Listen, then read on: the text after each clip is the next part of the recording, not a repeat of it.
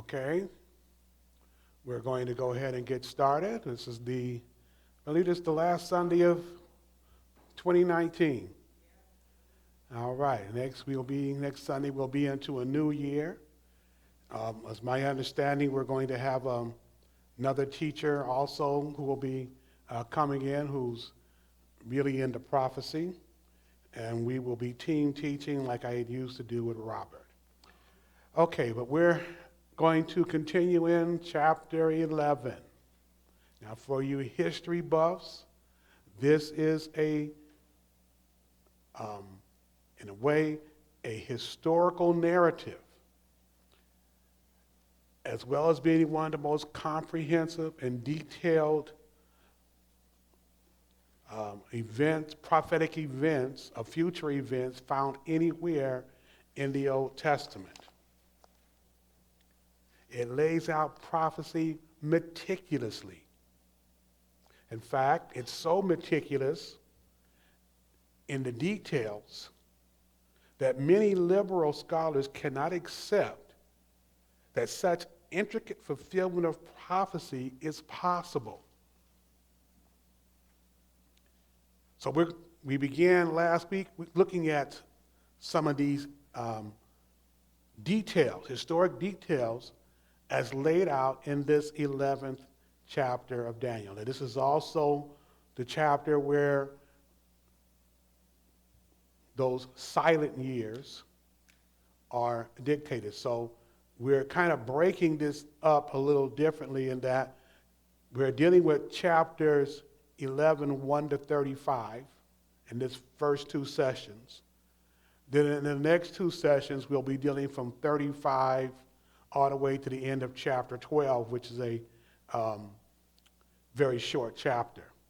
Now, we've already gone through this many times. We know the Bible is, the Daniel is divided into two sections, the historical sections, which included the deportation, from Israel to Babylon of Daniel and his friends, Nebuchadnezzar's dream, the incident at the fiery furnace, Nebuchadnezzar being brought down because of his pride, the fall of Babylon.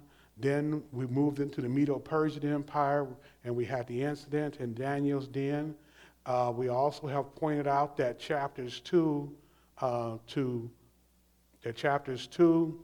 to 7 are in Aramaic, because they deal with Gentile history. The second division are division chapters from 7 to 12. Chapter 7 dealt with what we call the times of the Gentile.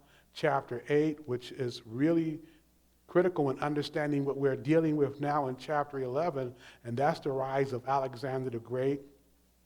9 is the key chapter that you need to understand if you want to understand end-time prophecy. You don't understand chapter 9, you will not understand end-time prophecy. Then we began to take what we call a glimpse of the dark side. We began to see that there are spiritual forces going on, spiritual warfare. As they said in Ephesians, we war not against, principles and powers, but against these powers that are in dark places. 11 is where we are now. It's outlining those what we call the silent years, and even though it's past to us, from Daniel's perspective, it was future. We're going to wrap up with the consummation of all things. And we've already pointed out that the book of Daniel was not in chronological order. When you put it in chronological order, chapter 7 and 8 become before chapter 4. Then the events after chapter 8 take place with chapters 5 and 6. Then 9 and 10 are in chronological order. As we pointed out, the chapters 2 to 7 deal with the Gentiles. That's why it is written in Aramaic. But from that point on, from chapter 8 on, the key focus is Israel. Remember, the Bible is focused on Israel. And this is especially true in the chapters that we're dealing with. Now, as I pointed out, You need to really understand Daniel 8, that's the ram and the goat, when we're dealing with Alexander the Great. This took place 2 years after the vision that Daniel had in chapter 7, but 12 years before the fall of Darius in Daniel 5. So that we know that we're dealing with the ram and the he-goat is Alexander conquering Persia. Okay, so the ram, which is Persia, is defeated by the goat, which is Alexander. We know that Alexander was a notable horn, and his kingdom was divided into 4 separate groups. We're later on going to look at this thing called the little horn, which is also a key to understanding end times. And Daniel did interpret this chapter for us, and he made it clear that Alexander was this leader from the west who subdued the Medo-Persian Empire, which was divided into 4 sections: Cassander, Lysimachus, Ptolemy, and Seleucus. Okay, are key individuals, but the 2 primary key individuals is Ptolemy and Seleucus. So we jumped into Daniel 11, and we pointed out it's broken into the first 2 chapters deal with that Persian Empire. The next chapters 3 to 4, the Greek Empire. 5 to 35, there's this conflict between the Seleucid and Ptolemies.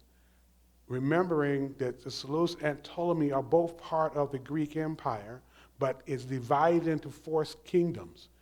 The Seleucid Empire and the Ptolemy Empire are located in such a way that Israel was a buffer state, and they were at odds with each other, so Israel was always caught in the middle. Remembering the Bible is about Israel, so naturally, because it's caught in the middle of these 2 conflicts, and these are the 2 biggest powers in the Greek Empire, okay, but they're always battling between each other, and Israel is right in between the 2 of them. And also, this is the events that took place between the Testaments. This is that period of history between the Testaments. Then, when we later on, we'll get into chapters 36, where we're talking about the willful king.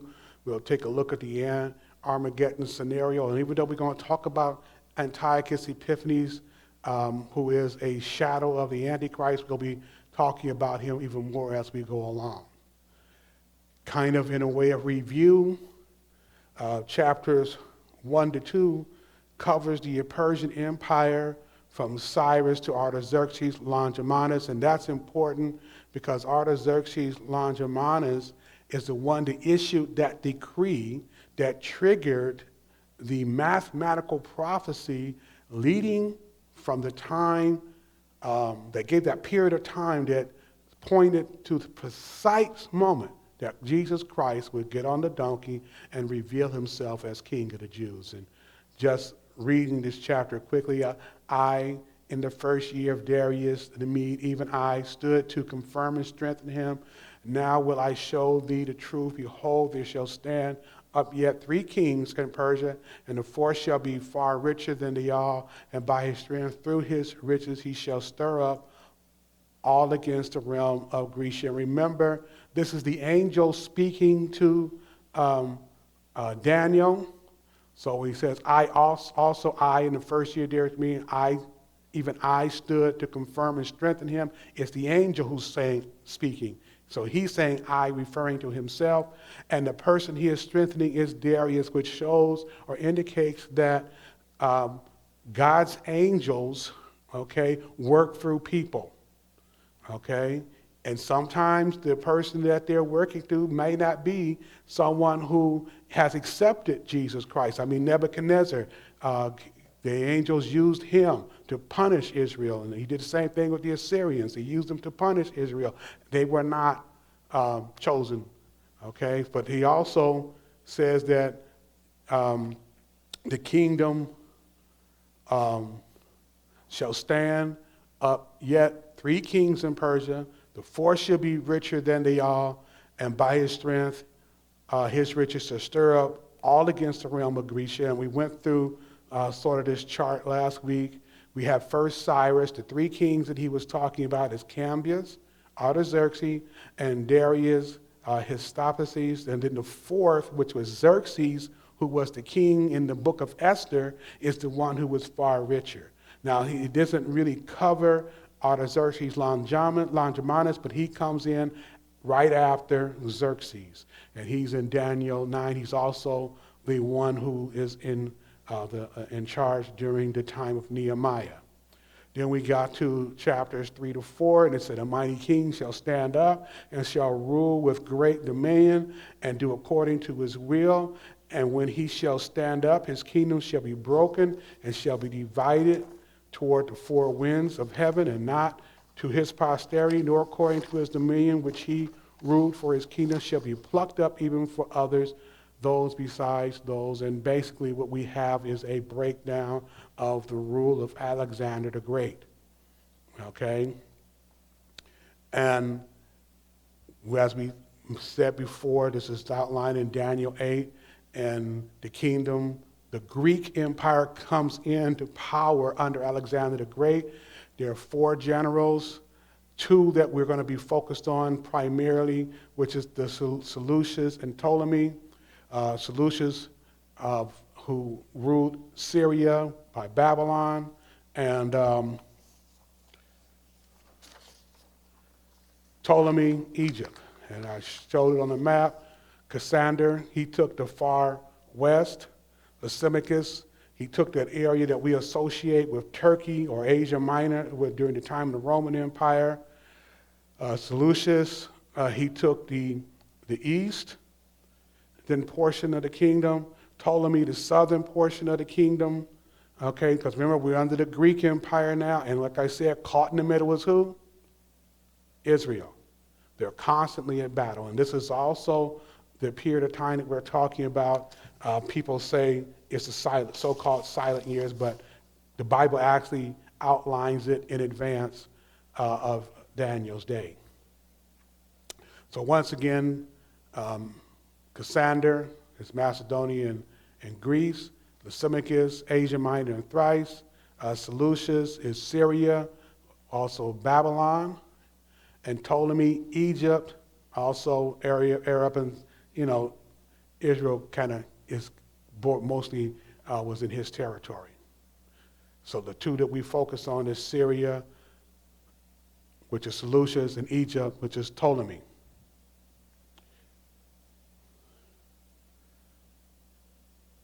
Now, verse 5, I'm reviewing quickly what we went through last week, and then we're going to get into more details as we move along. And the king of the south shall be strong, and one of his princes shall be strong above him and have dominion. His dominion shall be a great dominion. So, as I said, we are seeing this detailed prophecy of future conflicts that would develop between these two generals of Alexander's empire. The descendants of Ptolemy in Egypt and those of Seleucus in Syria are constantly at odds with each other. And they are detailed as the kings of the south, which is Ptolemy, kings of the south, and the kings of the north, which is Seleucus. And as I said, these conflicts are outlined because of their impact upon Israel. Now, the king of the north, which is the Seleucus Empire, became stronger. And it says, and the king of the south shall be strong. Okay? And one of his princes, and he shall be strong above him and have dominion, and shall have great dominion. So here's kind of a breakdown of the two. The empire is Greek, but the two generals, the two regions, okay, the Ptolemies and the Seleucids, okay? And so in the Ptolemy side, you have, I believe it's like 7 kings or rulers. Most one that we want to keep in mind is that Ptolemy II of Philadelphia, which is the one who had the Septuagint It was under his rule that the Septuagint was commissioned, okay, and this was around 270 BC. Very important work product. And then we have the kings in the north, and these are the Antiochuses, the Seleucids. When you hear the term Antiochus, most of the time, you're referring to someone who's of the Seleucid Empire. On the north, when you hear Ptolemy, Epiphanes, Epiphanes could be on either side. Remember, these are not names per se as so much as they are titles. Okay, so when we got to chapter 6, we start getting into some of the details. It said, in the end of years, they shall join themselves together, for the king's daughter of the south shall come to the king of the north to make an agreement, but she shall not retain the power of the arm, neither shall he stand, nor his arm, but she shall be given up, and they that brought her, and he that begat her, and he that strengthened her in these times. This is very detailed, okay? Bernice was the daughter of Ptolemy II, also known as Ptolemy of Philadelphus. And she was married to Antiochus, or Theos, the third king of Syria. And many intrigues and murders followed this political arrangement, and ultimately Bernice is murdered. Okay, now I went into more detail last week, but I'm just kind of hitting some of the highlights. Verse 7, but out of the branch of her root shall one stand up in his estate, which shall come with an army, and shall enter into the fortress of the king of the north, and shall deal against them, and shall prevail. Okay, so here in the history, you have what Daniel wrote, that the historical record shows that Ptolemy, Ergitus, I can't pronounce his name, but he was the brother of Bernice, who was murdered, and he invaded Syria. He seized the port of Antioch and overran the Seleucid Empire as far as Babylon. And it says, and he shall deal against them and shall prevail. That was her brother who prevailed. This is very detailed stuff, okay? Verse 8, and he shall carry captives into Egypt, their gods, with their princes, and with their precious vessels of silver and of gold, and he shall continue more years than the king of the north. And the spoils that they took from Egypt included 400 talents of gold, 40,000 talents of silver, 25 idols. Okay, they say these included some that were carried from Egypt by Cambyses 280 years earlier. And he outlived his rivals, okay, by about 4+ years, all right? 9, verses 9 to 10. So the king of the south shall come into this kingdom, and shall return unto his own land. But his son shall be stirred up, and shall assemble a multitude of great forces, and one shall certainly come and overflow and pass through, then shall he return and be stirred up even to his fortress. So once again, we need to look at the historical record. How did this manifest? Well, like I said, there were lots of intrigues that were taking place. And this time, they were involving the sons of the northern kingdom. One of these sons, okay, soon to became known as Antiochus the Great. And that's a key figure because we are going to talk about Antiochus the Great. But ultimately, Ptolemy IV celebrated his victory by a tour of the eastern Mediterranean province, including Jerusalem. He was prevented from entering the Holy of... Now, this is interesting because he wanted to enter the Holy of Holies, but he was prevented from doing so. Okay? By paralysis. There are certain, and I'll touch upon this a little bit more, but historically there have been several attempts by different rulers to get into the Holy of Holies, but God always intervened to prevent it, except for 2 critical moments, which are critical to understanding prophecy. Okay, one is the key that's going to be given in Daniel, And the other is going to be the description of that event that's going to be given in Revelations. Okay?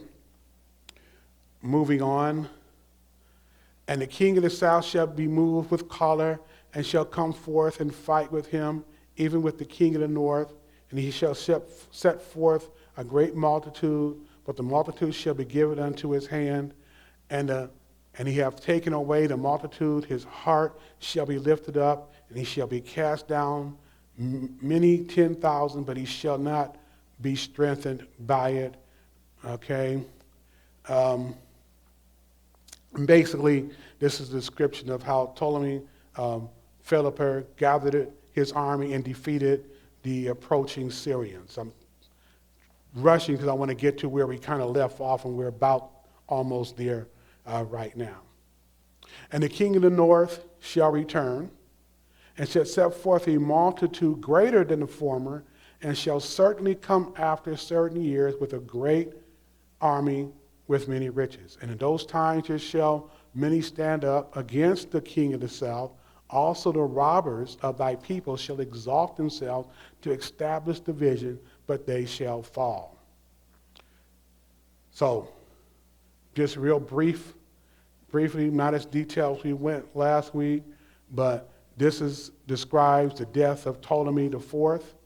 His son, who was 4 years old, succeeded him as Ptolemy IV Epiphanes. This was around 203, 181 BC. 12 years after the Battle of Raphia, Antiochus III set out with a great army, then before the conquest of the Egyptian territory. Now, that passage, in those times shall many stand up against the king of the south. This included Antiochus and his ally Philip of Macedonia, as well as risings among the vessels of Egypt around 200 BC. Okay, so we're going to start slowing it down a little bit as we now are kind of getting to where we left off last week. So the king of the north shall come and cast up a mount and take the most fierce cities, and the arms of the south shall not withstand neither his chosen people, neither shall there be any strength to withstand.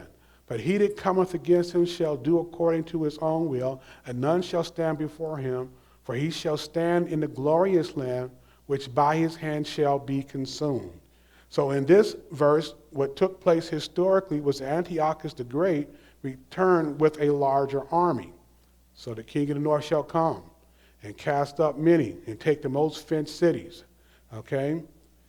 And in order to reach Egypt, you know who he had to go through? Israel. He had to go through Israel. And this is where we get that term here. It says the glorious land. We know that glorious land is an idiom for Israel. And constantly, Israel was devastated or overrun by the conflicts between these two divisions that were constantly in conflict with each other. And this is sort of describing one of those conflicts. Verse 17, and he shall set his face to enter with the strength of his whole kingdom, and upright ones with him. Thus shall he do, and shall give him the daughter of women, corrupting her, but she shall not stand on his side, neither be for him. Now you may read this and you say, oh, you just pass a glide, but this is interesting historical information. Okay? In around 197 BC, Antiochus III set out with a fleet to attack Cilicia. And Cilicia, Lycia, and Caria, which were under Egyptian control. However, he encountered a disastrous defeat by an upstart power rising on the banks of the Tiber. And we're talking about Rome. So he talks about the daughter of women. Well, this was Antiochus' daughter, Cleopatra. Not the Cleopatra that you see in the movies. This is same name, but different person. Now, she was still young, a young girl. She was under the care of her mother's nurse, but she was given in a political marriage to Ptolemy Epiphanes, who were, the Epiphanes. The Ptolemies were the rulers of Egypt. Now, this was arranged in 197 BC and concerned around 193 BC. The groom was only about 10 years old. Now, it was Antiochus' hope, it was his belief that his daughter, who was older, was going to move this young king in such a way that he would gain control of Egypt. Okay, now read what he says. He shall also set his face to enter with the strength of his whole kingdom, and upright ones with him. Thus shall he do, and he shall give him the daughter of women, talking about the daughter of Antiochus, corrupting her, but she shall not stand on his side. Well, she actually became very devoted to her husband and sided against Egypt and her father. And so here you have very detailed information of what took place historically. 18 and 19. And after this shall he turn his face unto the isles, and shall take many, but a prince for his own behalf shall cause the reproach offered by him to cease. Without his own reproach he shall cause it to turn upon him. Then he shall turn his face toward the fort of his own land, and he shall stumble, fall, and not be found. So what took place historically in this of this description? Well, in 196 BC, Antiochus had turned toward the west in Greece, which we call Asia Minor, and crossed the Hellespont to seize part of Thrace. It was Hannibal, the Carthaginian general, who encouraged Antiochus III to fight the Romans in 191 BC. Antiochus was defeated by the Romans at Thermopylae. In 190 BC, his army of 80,000 suffered a defeat in a decisive battle near Smyrna, where the Roman commander Lucius Scipio forced him to renounce his claims in Europe and in Asia Minor. He had to surrender all territories west of Tarsus Mountains and paid a heavy tribute of 15,000 talents. Some said there was 30 million, but if you go by our terms today, it's about 15 times 30 million. It's a lot of money. And he was ruined. He was totally ruined.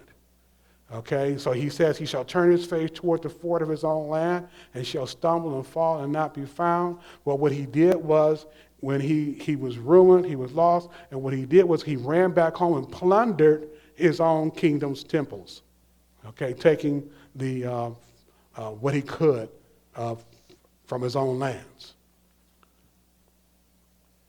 Verse 20, then shall stand up his estate a raiser of taxes in the glory of the kingdom, but within a few days he shall be destroyed, neither in anger nor in battle.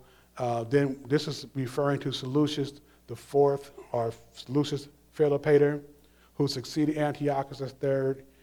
Now you got to remember that sometimes these verses skip some historic things, so it's not like everything happens successively, step by step. So they'll skip over some generations of events. But anyway, Antiochus III gave his son Demetrius as a hostage in the place of his brother Antiochus to meet heavy Roman tribute. And this is the thing, when he talks about the taxes, these are taxes placed upon Israel. He oppressed Israel through heavy taxation. This is actually recorded in the book of Maccabees. After 12 years of rule, he is murdered by his treasurer Helidorius, who hoped to take over, but is out intrigued by Antiochus IV. And this guy is who we're going to be paying attention to, because this is the one who's later called Epiphanes. This is the character who gets there by murder, and he gets there by intrigue, not by battle or anger, okay? And later on, as we move into this guy is going to be a central figure that we're going to be look upon. So when we talk to you about this Antiochus Epiphanes, Remember, he's not just a historical figure. He is a type of this beast, this person we call the beast, or the Antichrist that we're going to see in the book of Revelations. 21 to 22. And in his estate shall stand up a vile person to whom they shall not give the honor of the kingdom, but he shall come in peaceably and obtain the kingdom by flatteries. And with the arm of a flood shall they be overthrown before him, and he shall be broken, yea, also the prince of the covenant. You know, here you have this vile person. We all know this is this guy, Antiochus Epiphanes. Notice that he shall come in peaceably and obtain the kingdom by flatteries. You know, like I said, he's a type of this beast or this Antichrist to come, and you're going to notice that there's a similarities. When we get to the book of Revelation, guess what he comes by? Peace and by what? Flatteries. Okay, there's some similarities. You see this, and this similarity between this Antiochus Epiphanes and this future world leader to come. Now, it goes on, and with the arm of a flood shall they be overflown from before him, and he shall be broken, yea, also the prince of the covenant. Now, there are certain candidates for this person they're talking to. He could be the son of the Seleucus IV, who was held hostage in Rome. However, the younger son was also named Antiochus, but he was still a baby in Syria.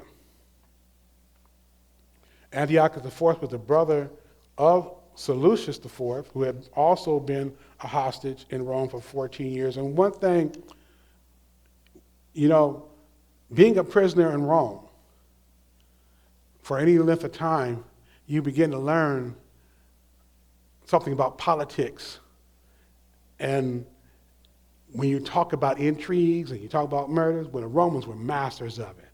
So by the fact that they were under this Roman influence, they really became very dangerous. Okay? And they learned to do politics in a Roman way. Continue on. Just prior to the murder of his brother by Helidorius, he had been recalled to Antioch. His brother died before he reached the capital, and with the help of King Pergamum, and posing as the guardian of young Antiochus, who was in Syria, Antiochus IV, with numerous intrigues, gained the throne by flattery, chicanery, and murder. Now here when it talks about the prince of the covenant, some think this is a reference to the murder of Onias III, who was the high priest. And one point of interesting note, this is sort of a sidebar. They found letters between the king between this high priest and the king of Sparta, and these letters indicate that the Spartans and the Trojans may have been Jewish, and there's even some evidence that they are from the tribe of Dan. Now, that's just as a little sidebar. But continuing on. And after the league made with him, he shall work deceitfully, for he shall come up and shall become strong with a small people. It's interesting at how effective small groups can be in affecting major changes. We see it all the time. Okay, in fact, even in the founding of this nation, there was a small group, okay, that overcame overwhelming odds. It wasn't the majority of the leadership here in America during the Civil War. It was a small percentage that turned the tide. It was not the majority. In the event with Christ, okay, many historians say that it was as few as 13 people that turned the tide against Christ during the crucifixion. During the Maccabean revolt, which we've talked about, you know, you had this handful of individuals that literally sparked a revolution that overcame a mighty empire. Okay, and virtually freed the Jews until the Romans came. And you think about it, how effective has a small group of judges been in changing the character of our nation? It's been a small group of judges. Okay? Thank God that Trump has been working on judges because they could have impact on this nation for years to come. Okay. Back to our verses. Verse 24, and he shall enter peaceably even from the fattest places of the province, and he shall do that which his fathers have not done, nor his father's father. He shall scatter among them the prey and spoil the riches. Yea, he shall forecast his devices against the strongholds even for a time. And so Antiochus the fourth, unlike his fathers, he robbed the rich, you know, and gave to the poor, so to speak. So he was like a certain faction today who want to take everything from the rich. Okay, he attacked his enemies when they least expected it. He also had a major conflict between his two nephews, Ptolemy Philopater and Ptolemy the seventh, or Sychon, for the control of Egypt. But he prevailed. 25 to 30 to 26. And he shall stir up his power and his courage against the king of the south with a great army. And the king of the south shall be stirred up to battle with a very great and mighty army. But he shall not stand, for they shall forecast devices against him. Okay? You know, there's all these intrigues going on, conflicts, money, power. We see that stuff going on today. Take, for instance, the UN food programs and the other programs they have where billions and billions of dollars are put into private coffers. In fact, even Osama bin Laden got a lot of this money through the UN, and guess what? A lot of that was U.S. tax dollars.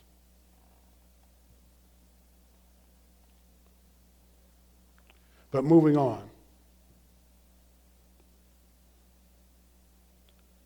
And both the king's heart shall be to mischief, and they shall speak lies at one table, but it shall not prosper, and yet the end shall be at this time appointed.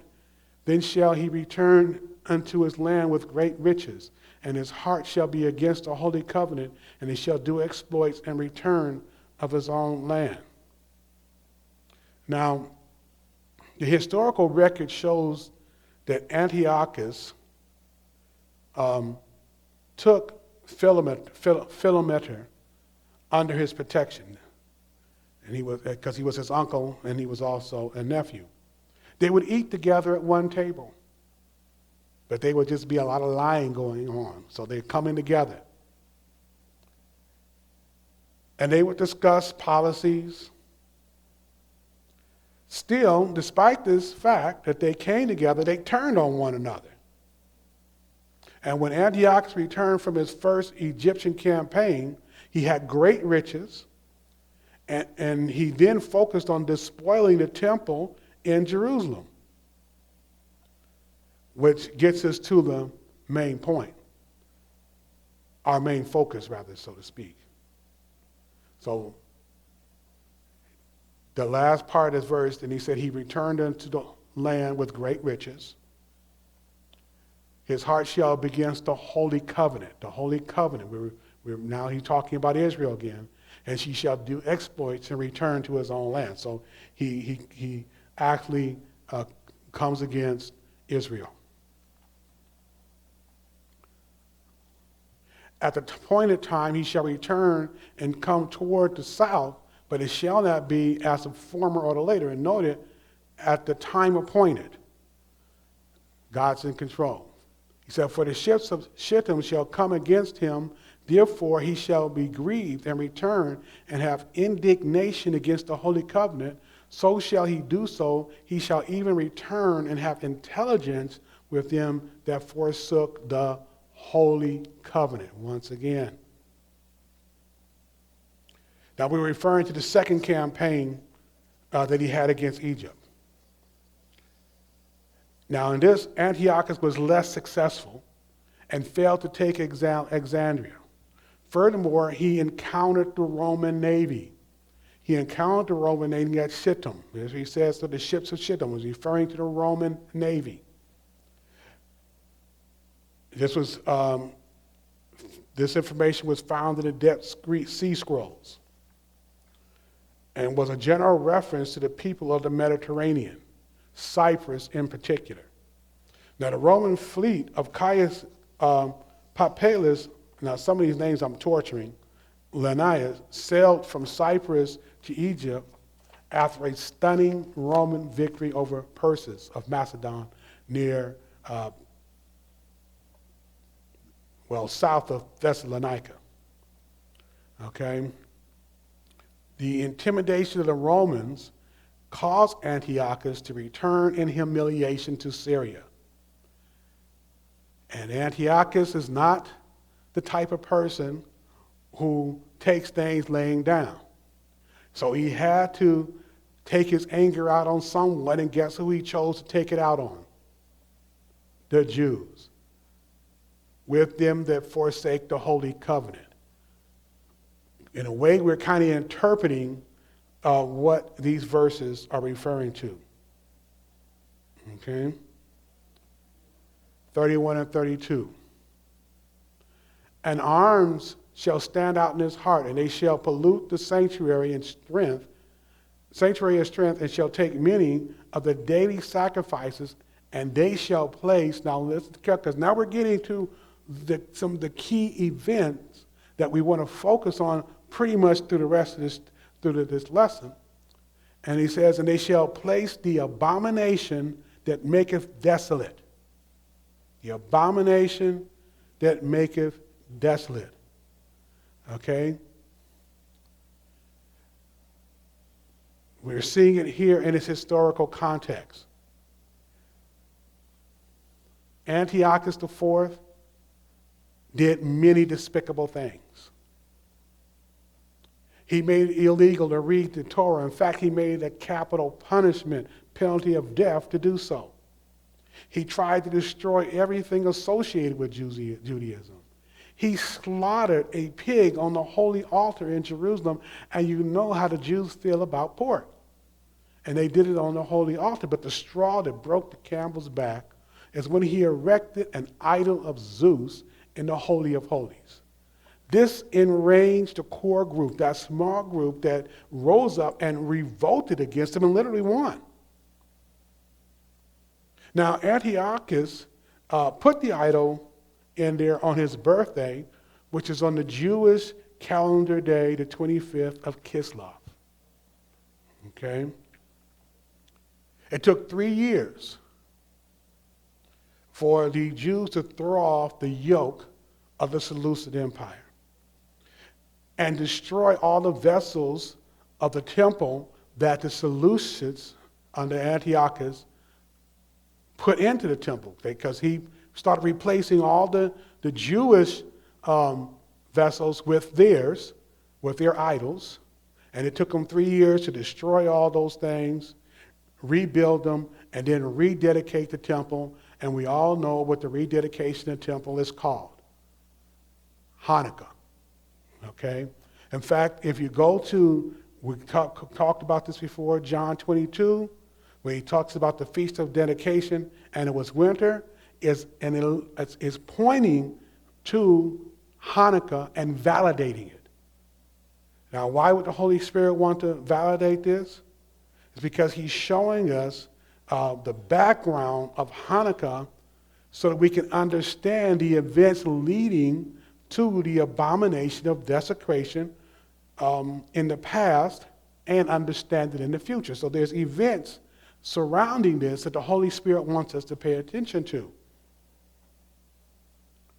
Without this understanding, we could misunderstand what Jesus said in Matthew 24 and Mark 13 when he had a confidential briefing with 4 of his disciples on his second coming, and he points them to Daniel 9, the Daniel 9 narrative about the abomination of desolation as the key to understanding end-time prophecy. This is important. I know some of this, you can get a little, especially because it's history and you're going through all this stuff. There are some important points. First of all, the Holy Spirit put this detail in here because he wants us to know it. So you just got to power through it, because it's taken me years to find it interesting, because I didn't find it so interesting in my first couple of years. But after about 25 years of going through this, I'm starting to find this really fascinating. It took me 25 years. Hope you don't take you that long. Okay. Now I want to point out that the word abomination in the Bible really points to just false worship. It is an abomination to worship anything but him. Any idol, okay, is an abomination to God. There's a lot of teaching out there, especially by those we call preterists, who try to point to the destruction of the temple as the abomination of desolation. Not so. That temple was totally destroyed. Nobody went into the Holy Holies. And you got to understand that when he talks about this particular abomination, the abomination that maketh desolate, this is the ultimate extreme, okay, of abomination. This is a bridge gone too far. Because here, not only do you worship an idol, but that idol is put on the most holy spot on earth. That most holy spot on earth is the Holy of Holies. Okay? So this is a reference to a specific abomination, and there are a lot of and there are some horrendous but this is the ultimate.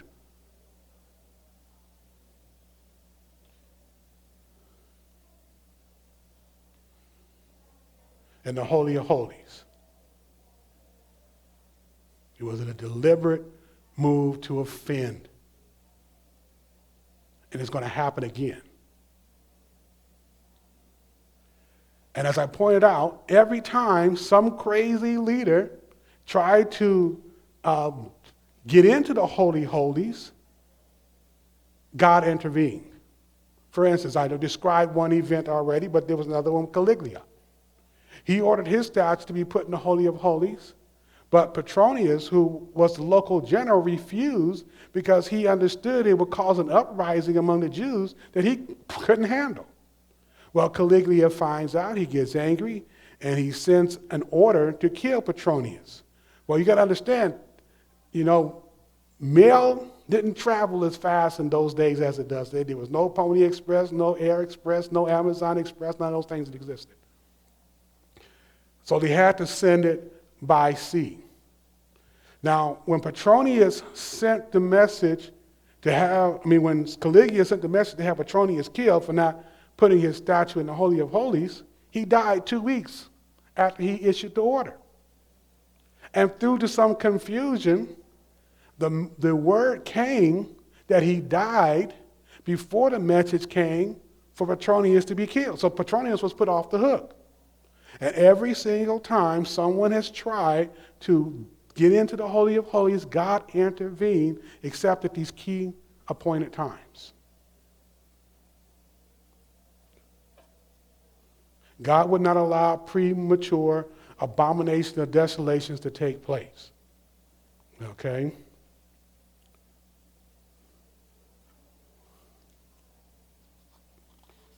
And it goes on.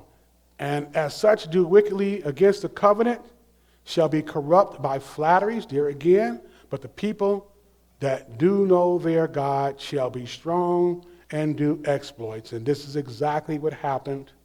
The Maccabean family led a revolt that succeeded and led to an end of the rulership by the Hasmoneans, who literally ruled until Rome took over. And they understand among the people, shall instruct many, yet they shall fall by the sword, by flame, and by captivity, and by spoil of many things.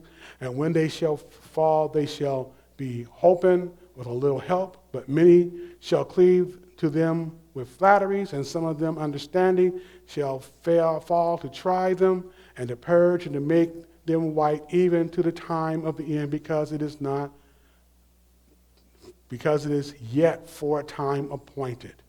And we're going to get more into this in the upcoming sessions. What I want to point out is that in these verses from verses 1 to 35, we covered approximately 135 prophetic statements. Okay?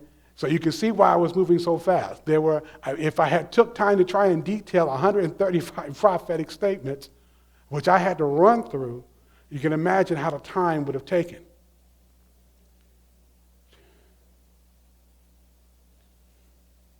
And I know this is history. It can be a little boring, but it is essential to distinguish the accuracy of the Bible as compared to many other so-called religious texts. The degree, the meticulousness of what took place here and what actually happened in history is just off the charts.